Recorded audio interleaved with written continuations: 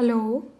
आज हम national income के टॉपिक में कैलकुलेशन का मेथड सीखेंगे कि नेशनल इनकम को कैसे कैलकुलेट कर सकते हैं। There are 3 methods of calculating national income. One is value added method, second is income method, third is expenditure method. आज हमने नेशनल इनकम को कैलकुलेट करने का इनकम मेथड से तरीका सीखेंगे।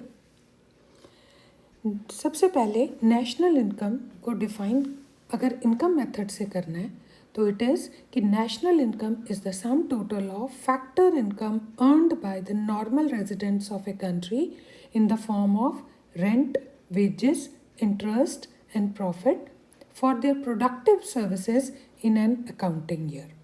आपने देखा यहाँ पर कुछ चीज़ें हाईलाइटेड हैं। फॉर एग्जाम्पल फैक्टर इनकम, हमारे पास 4 फैक्टर्स ऑफ प्रोडक्शन हैं। जैसे हमारे पास है लैंड जिसको रिवॉर्ड मिलता है रेंट, दूसरा फैक्टर ऑफ प्रोडक्शन है लेबर जिसको रिवॉर्ड मिलते हैं वेजेस, तीसरा है कैपिटल जिसको रिवॉर्ड मिलता है इंटरेस्ट, और चौथा है एंटरप्रेन्योर जिसको रिवॉर्ड मिलता है प्रॉफिट। तो फैक्टर्स ऑफ प्रोडक्शन को ये फैक्टर इनकम मिलती है in the form of rent, wages, interest and profit, और ये अर्न करने वाले हैं our normal resident of the country और during the period of 1 year. तो इसमें each and every aspect is very very important. जैसे आपने अभी देखा कि मैंने फैक्टर इनकम को हाईलाइट किया, normal resident of a country को हाईलाइट किया, और इसी तरह उनकी जो फैक्टर इनकम है that is rent, wages, interest, profit, और these are all reward for productive services during the period of an accounting year. National income को कैलकुलेट करने के लिए सबसे पहले हम एक फ्लो चार्ट के थ्रू इसको समझते हैं। सबसे पहले हम कैलकुलेट करेंगे डोमेस्टिक इनकम। डोमेस्टिक इनकम का दूसरा नाम है NDP-FC। इसके लिए सबसे पहले चाहिए हमें compensation of employees.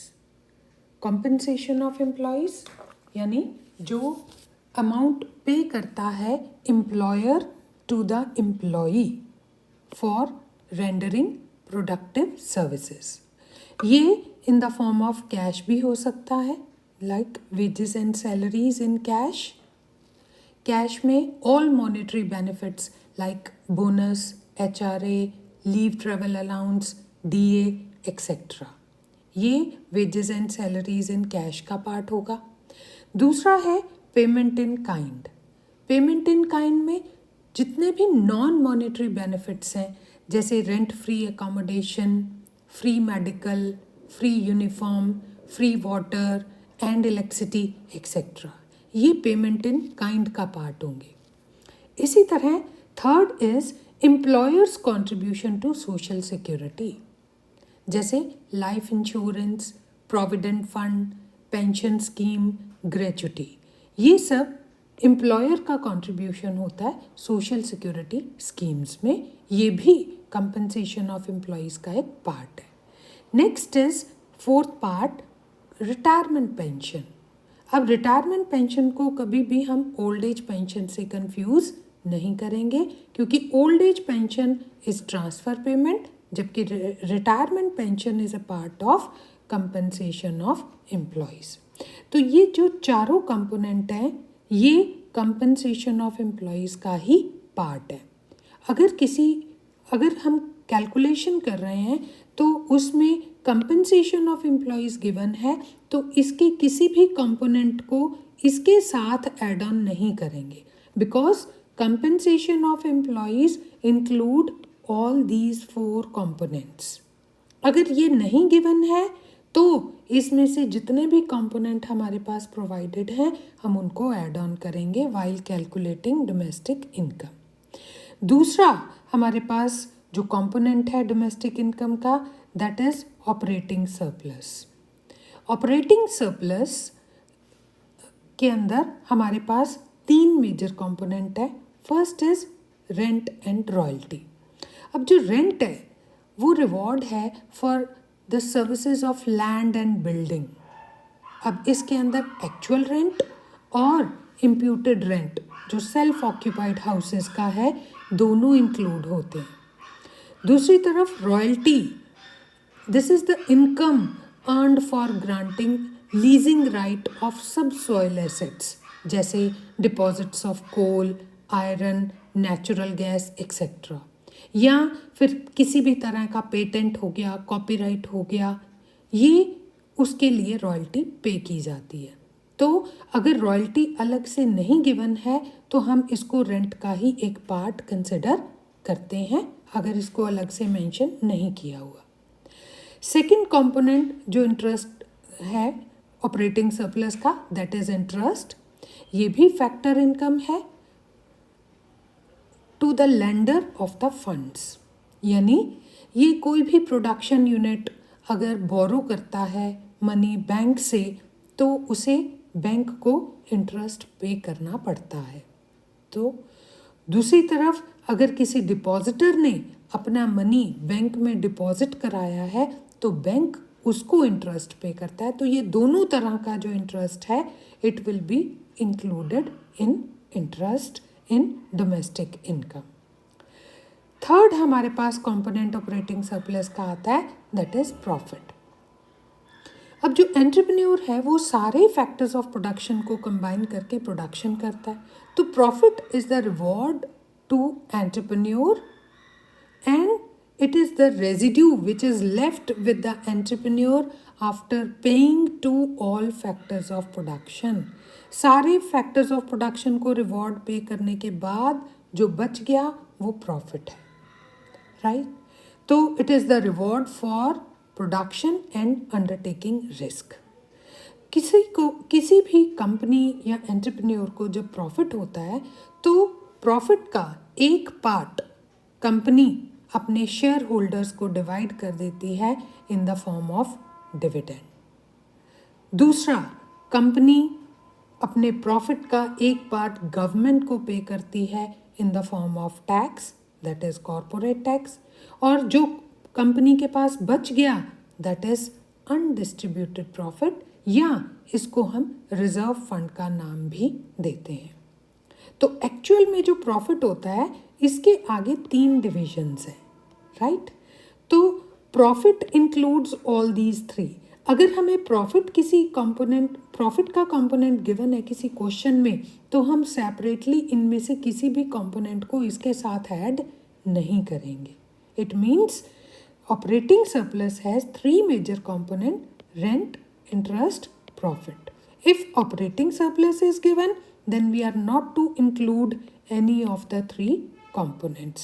If operating surplus is not given, then we are going to add these 3 components. Next component जो domestic income का है, that is mixed income of self-employed. Self-employed जैसे farmers, doctors, unincorporated enterprises like retail traders या small shopkeepers, ये सभी इनकी जो income है दैट इज मिक्स्ड इनकम।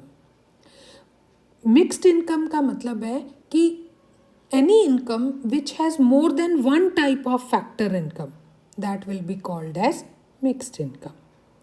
तो डोमेस्टिक इनकम के लिए we will add compensation of employees, operating surplus and mixed income. If these 3 components are added, then we will get domestic income, yani NDP-FC. Now, in order to calculate national income, हम domestic income में अगर net factor income from abroad को plus कर देंगे, then we will get national income. We have to keep in mind certain precautions while using income method. Income method में first precaution ये है कि we have to calculate only factor income. हमें सिर्फ factor income को include करना है national income में। किसी भी तरह की कोई ट्रांसफ़र इनकम है जैसे old age pension, unemployment allowance, scholarships, इनको हम नेशनल इनकम में इंक्लूड नहीं करेंगे। Secondly, Sale and purchase of second hand goods, these are not to be included, these are excluded from national income, क्योंकि ये उस करंट ईयर की production का पार्ट नहीं है। लेकिन कोई भी कमीशन जो सेकेंड हैंड गुड्स की सेल और परचेज पर अर्न किया गया वो इंक्लूड होगा नेशनल इनकम में, because it is the reward for rendering productive services. इसी तरह से sale and purchase of shares and bonds को भी हम इंक्लूड नहीं करेंगे, लेकिन उसके ऊपर जो कमीशन है उसको हम नेशनल इनकम में इंक्लूड करेंगे। थर्ड इज कि जो इम्प्यूटेड रेंट है ओनर ऑक्यूपाइड हाउस का और प्रोडक्शन फॉर सेल्फ कंजम्पशन है, that will be included in national income. लेकिन जो सेल्फ कंज्यूम्ड सर्विसेज हैं लाइक दैट ऑफ हाउसवाइफ, इसको हम नेशनल इनकम में इंक्लूड नहीं करेंगे। नेक्स्ट इज कि इनकम फ्रॉम इलीगल एक्टिविटीज़ जैसे स्मगलिंग, ब्लैक मार्केटिंग या किसी भी तरह का कोई विंडफॉल गेन्स जैसे लॉटरी से होने वाली इनकम, इसको हम नेशनल इनकम में इंक्लूड नहीं करेंगे। नेक्स्ट, इनकम टैक्स जो कि किसी भी एम्प्लॉय ने पे किया है, इसको नेशनल इनकम में इंक्लूड नहीं करेंगे, because it is a part of wages that was already included in national income. Next point is corporate tax, क्योंकि ये हमारे प्रॉफिट का एक पार्ट है, इसलिए अगर प्रॉफिट को हमने इंक्लूड कर दिया तो इसको सेपरेटली कॉरपोरेट टैक्स को नेशनल इनकम में इंक्लूड नहीं करेंगे। Next is death duties, gift tax, wealth tax, क्योंकि इंडिविजुअल्स इसको पास्ट सेविंग से पे करते हैं, टैक्स पेयर इसको पास्ट सेविंग से पे करता है, इसलिए इसको भी हम नेशनल इनकम में इंक्लूड नहीं करेंगे।